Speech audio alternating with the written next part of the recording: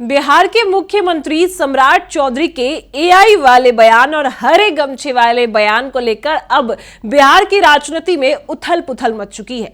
सम्राट चौधरी ने कहा था कि हरे गमछे को अब एआई तुरंत पकड़ लेगी, लेकिन अब इस पर पलटवार करते नजर आए हैं राबड़ी देवी के भाई सुनील कुमार सिंह। उनका कहना है कि भगवाधारी तो सबसे ज्यादा रेपिस्ट है, तो फिर हरे गमछे वाले को क्यों पकड़ना है।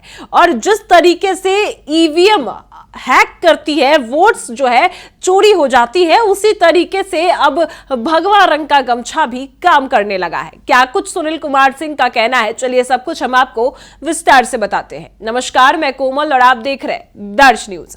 बता दें आपको कि बिहार की राजनीति में इस समय हरे रंग के गमछे को लेकर चर्चाएं काफी ज्यादा है, क्योंकि बिहार के मुख्यमंत्री सम्राट चौधरी ने एआई समिट के दौरान यह कहा कि जो भी हरे रंग का गमछा पहनेगा, अगर एआई उसे तुरंत पकड़ लेगी। इसके बाद सीधा टारगेट आरजेडी और तेजस्वी यादव की तरफ था। फिर तेजस्वी यादव और आरजेडी समर्थक पूरी तरीके से मोर्चा खोल देते हैं और हरे रंग के गमछे को लेकर लगातार जो है वो बयानबाजी करते हैं और पूरा सोशल मीडिया और पूरे बिहार में सिर्फ हरे गमछे की ही बात होने लगती है।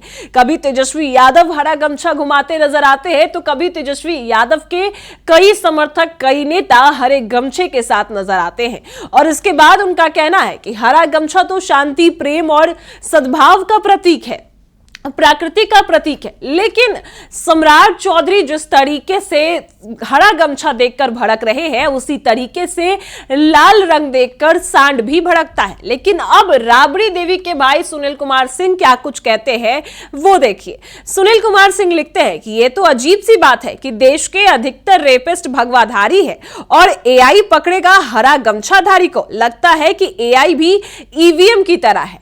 बता दें आपको कि सुनील कुमार सिंह जो है वो विधान परिषद में एमएलसी हैं, और इसी बीच अब सुनील कुमार सिंह का यह कहना है कि बिहार में अधिकतर जो अपराधी है, दोषी है, वो तो भगवाधारी है। जो बिहार की महिलाओं और बेटियों के साथ गलत करते हैं वो तो भगवाधारी है, लेकिन एआई जो है वो अब हरे गमछे वाले को पकड़ेगी। कहा यह जाता है कि तेजस्वी यादव के राज में जंगल राज था, लेकिन अब जो एनडीए सरकार है, असल जंगल राज तो एनडीए सरकार में है। लगता है कि एआई भी अब ईवीएम की तरह हैक हो चुकी है, क्योंकि ईवीएम हैक रहता है और बीजेपी ईवीएम का भरपूर इस्तेमाल करती है, हैक कर लेती है, तभी जाकर वोट चोरी होती है।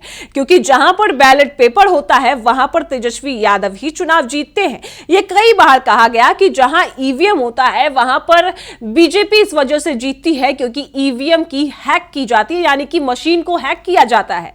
उसी तरीके से जो अपराधी है वो भगवाधारी है, लेकिन एआई जो है वो हरे गमछे वाले को पकड़ेगी। एआई भी लगता है अब की हैक हो चुकी है।